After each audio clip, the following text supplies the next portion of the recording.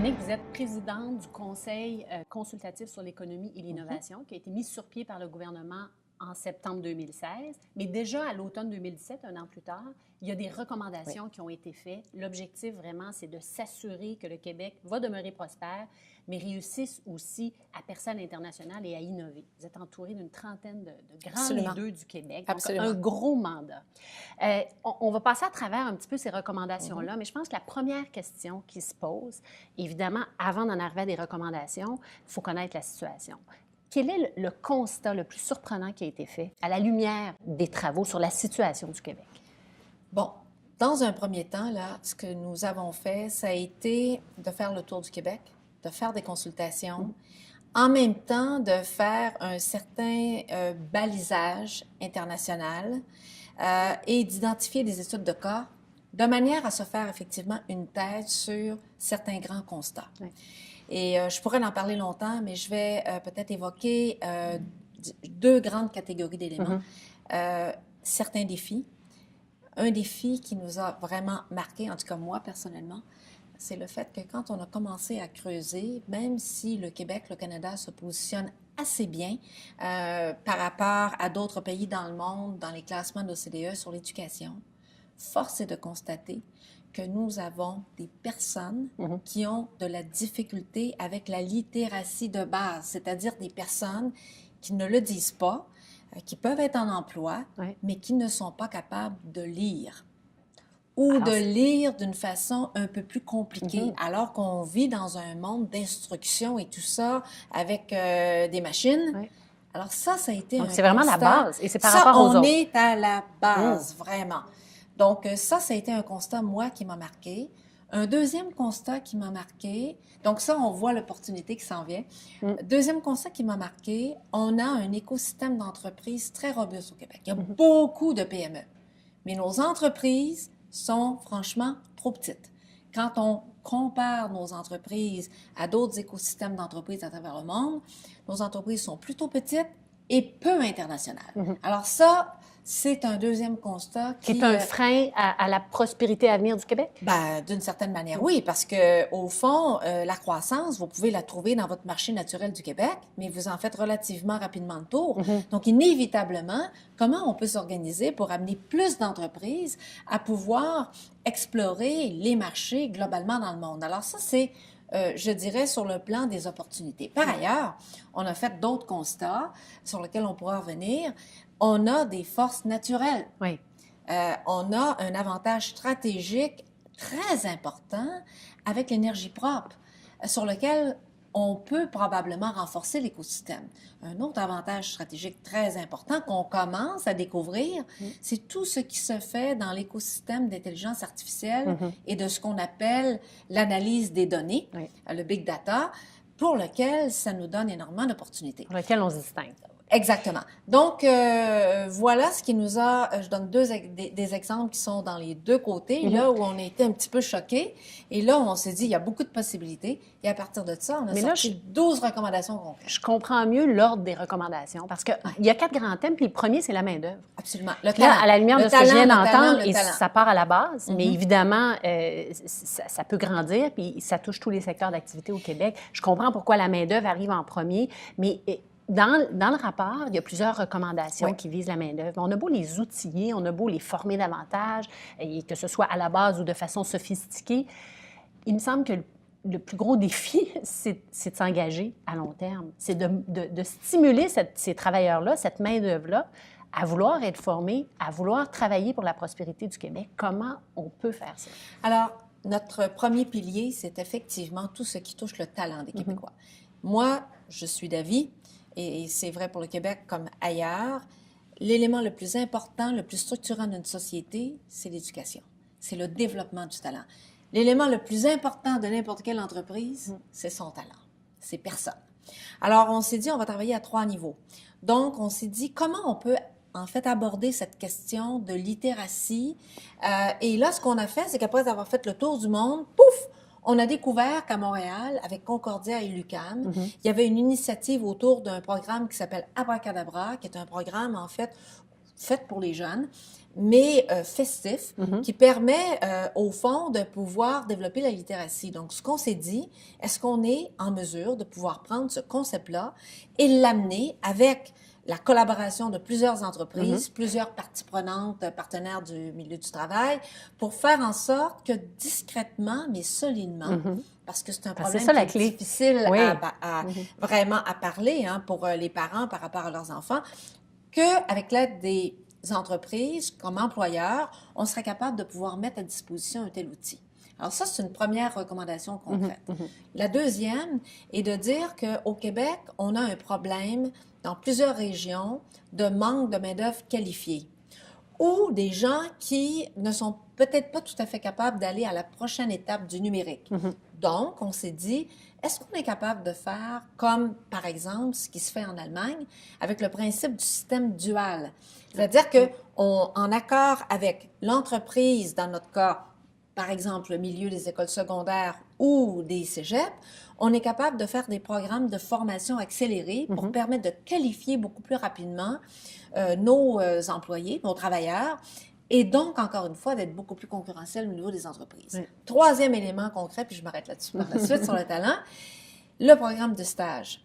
Certaines universités, dont l'Université de Sherbrooke, a été très créative d'instaurer à un moment donné le programme de stage coopératif.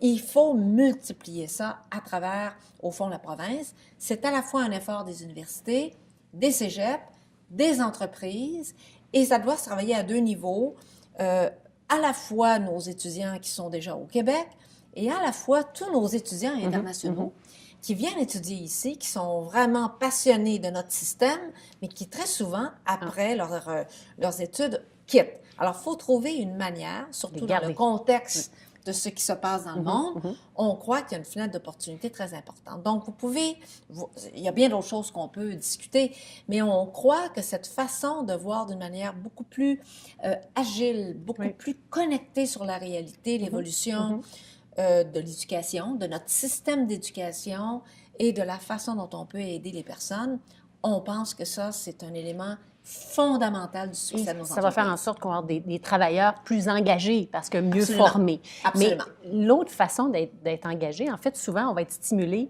en fonction de ce qu'on va nous transmettre. Et là, je veux vous parler de nos équipes de direction au Québec, des PME, des entreprises, petites ou grandes, des conseils d'administration. Ça part de là aussi pour inculquer un vent de changement dans des entreprises, qu'elles soient grandes ou petites. Est-ce qu'il y a du travail à faire de ce côté-là? J'imagine, parce qu'on a des conseils d'administration peut-être dans certains cas vieillissants. On a des équipes de direction aussi qui doivent assurer une relève. Est-ce qu'il y a du travail à faire au niveau de la des directions au Québec pour vraiment stimuler les travailleurs à embarquer dans un projet comme ça? Bien, je pense que vous avez raison dans le sens suivant. Pour moi, c'est une conviction personnelle, mais qui était partagée finalement par tous les membres du Conseil après l'ensemble de nos travaux.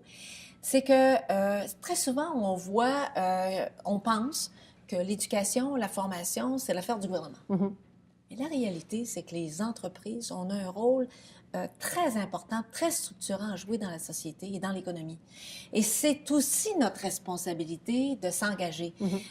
C'est aussi la responsabilité, entre guillemets, des travailleurs ou des employés de pouvoir aussi se donner un plan de formation. La meilleure protection qu'on a en emploi, c'est de développer sa capacité d'apprendre en continu. Et donc, c'est un peu cette espèce de mentalité qu'il nous faut amener à tous les niveaux. Et ce qui aide beaucoup à ce niveau-là, à mon sens, pour revenir à votre question, c'est que au niveau des conseils d'administration, qu'au niveau des équipes de direction, cette dimension de 2 volets, en fait, je dirais même 3 volets. D'abord, la diversité.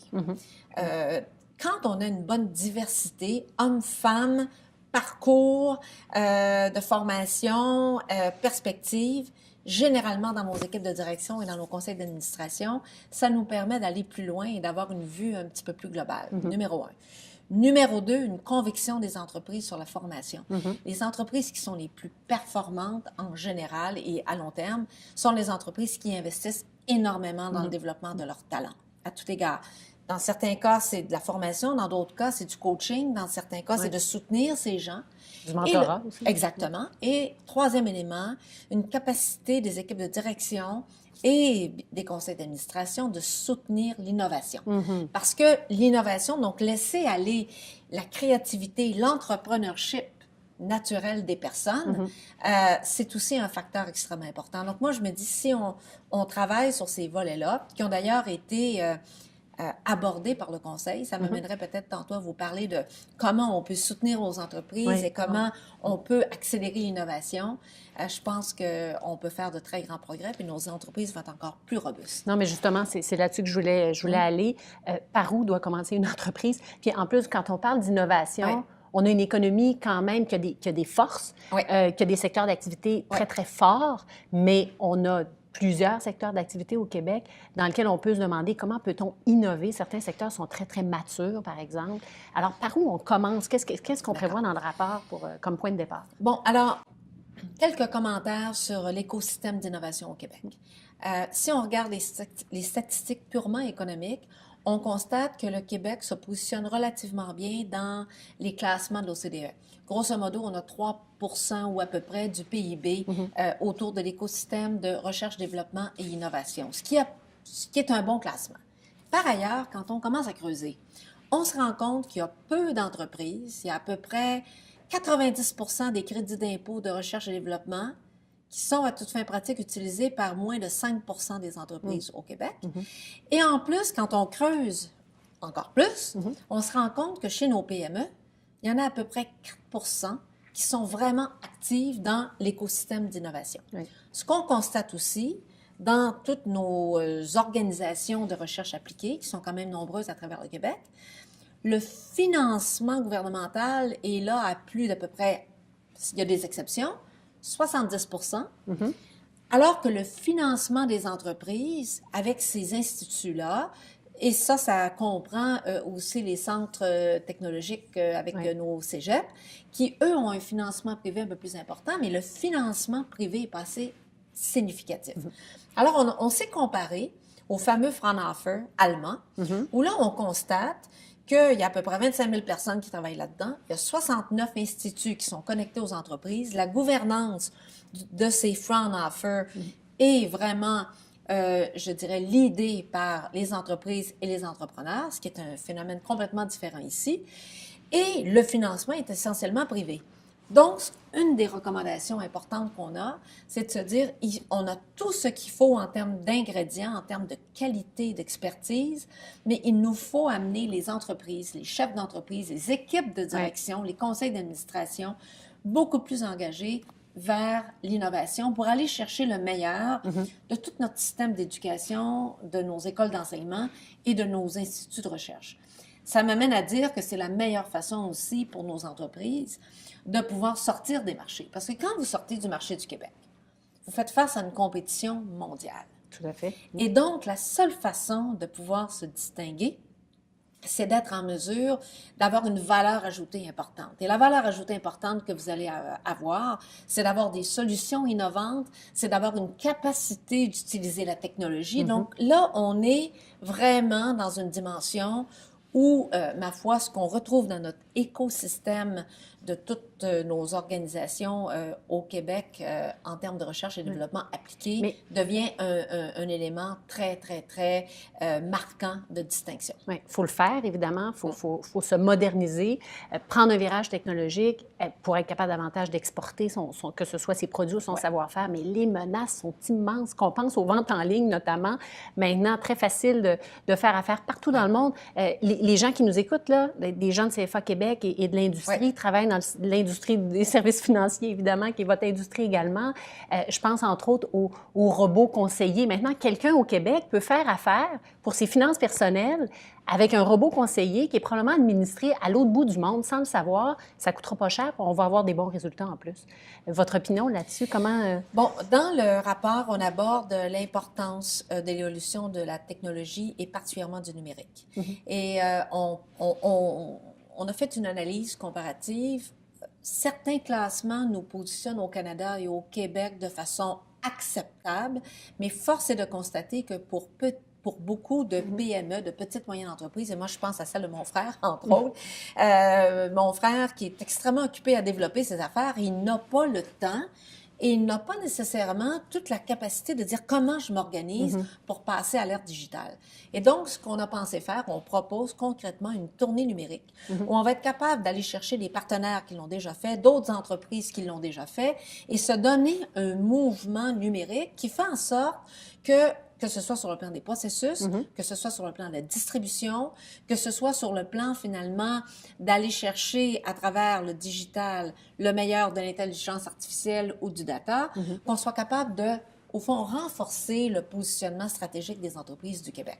Alors ça, on a une initiative très concrète là-dessus et on croit qu'on a tout ce qu'il faut. C'est un peu comme ce qui a été fait avec Investissement Québec, avec la tournée du manufacturier. Mais la capacité d'innovation doit être renforcée. Et là, on se rend compte qu'il y a un effet d'entraînement. Le fait de pouvoir parler à des gens qui l'ont fait, le fait de pouvoir, à un moment donné, échanger avec un autre chef d'entreprise ou un collègue ou un conseiller, apporte énormément de confiance.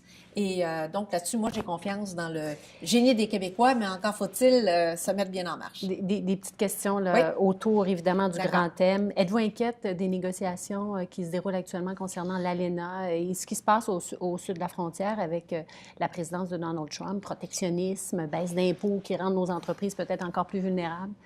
C'est sûr que je suis inquiète, comme je pense que la majorité des gens à travers la planète peuvent être inquiets, dans le sens que la géopolitique fait en sorte que nous avons des risques à ce niveau-là qui ont un petit côté imprévisible. Donc, c'est extrêmement difficile de pouvoir prévoir la suite des choses.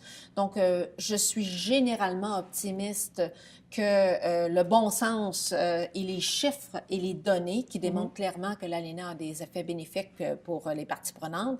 Et quand on pense aussi à l'avantage géopolitique d'avoir en fait une Amérique du Nord qui, au fond, est fortement positionnée et alignée, il me semble que c'est évident. Mais on ne peut pas toujours présumer de l'évidence. Donc, la meilleure façon de se préparer et de se prémunir, c'est de se mettre en action nous-mêmes. Donc, se mettre en action en profitant du CETA, en profitant peut-être éventuellement d'un TPP progressif, de faire en sorte de se faire une stratégie d'entreprise qui nous permet d'être à l'offensive et non pas d'être seulement à la défensive. Donc, tout ça renforce, en tout cas pour moi, mes convictions que la relève, l'éducation, le talent, l'innovation, nos avantages stratégiques en énergie propre, en fait un réseau d'infrastructures robuste, capitaliser sur l'intelligence artificielle et surtout agir ensemble. Parce qu'on a peut-être le défi d'être une petite société. Nous ne sommes pas très nombreux au Québec, mais je prends des exemples. Prenons la Finlande, prenons la Suisse, prenons Singapour. Ce sont tous des exemples différents, puis il y a des structures politiques là-dedans qui sont très variables. Mais ça nous donne l'avantage du petit nombre qui devrait nous permettre de mieux travailler ensemble et de se mettre en action plus rapidement. Oui, alors, voilà. Bon, alors là, les recommandations ont été faites. Oui. J'imagine qu'on espère qu'on va aller de l'avant. Vous avez fait tout un travail de leadership quand on préside, je vais appeler ça une organisation comme ça, dans lequel se trouve une trentaine de grands leaders socio-économiques, des gros noms, là, Michael Sébia, Louis Vachon, des gens qui ont des Alain idées. Bouchard, Marc Dutil. Comment on coordonne tout ça? Avec beaucoup de passion, de conviction et d'écoute. Oui. Et non, on a eu honnêtement, ça a été pour moi une expérience absolument extraordinaire, un privilège. J'ai appris beaucoup. Et puis, on a eu aussi beaucoup d'engagement de toutes les parties prenantes. Donc, je suis très contente de ça. On est en train de finaliser actuellement comment on va passer des idées à l'action, à la mise en œuvre. Le titre, c'est « Agir ensemble ». Et donc, je suis très, très, très heureuse parce qu'on a beaucoup de membres du Conseil qui sont prêts à s'engager bien au-delà que d'avoir mis des idées. Donc, on devrait finaliser tous nos travaux et faire des annonces quelque part au cours du mois de février. Oui. Donc, c'est à suivre. Oui, on l'espère bien. Ça m'amène à parler de vous, votre carrière, en fait. Quand est-ce qu'on réalise qu'on a tout le potentiel pour gravir les échelons? Est-ce qu'à un moment donné, on le sait, on le veut, c'est par ambition, ou à un moment donné, il arrive certaines circonstances, des occasions qu'on saisit et on dit, moi, j'ai tout ce qu'il faut pour y aller, puis ça me tente. Quand est-ce que c'est arrivé dans votre carrière? Je vais vous répondre que moi, ma conviction, c'est qu'on est toujours là pour apprendre. Donc, je ne sais pas si on a tout ce qu'il faut. Moi, je ne suis pas sûre de ça.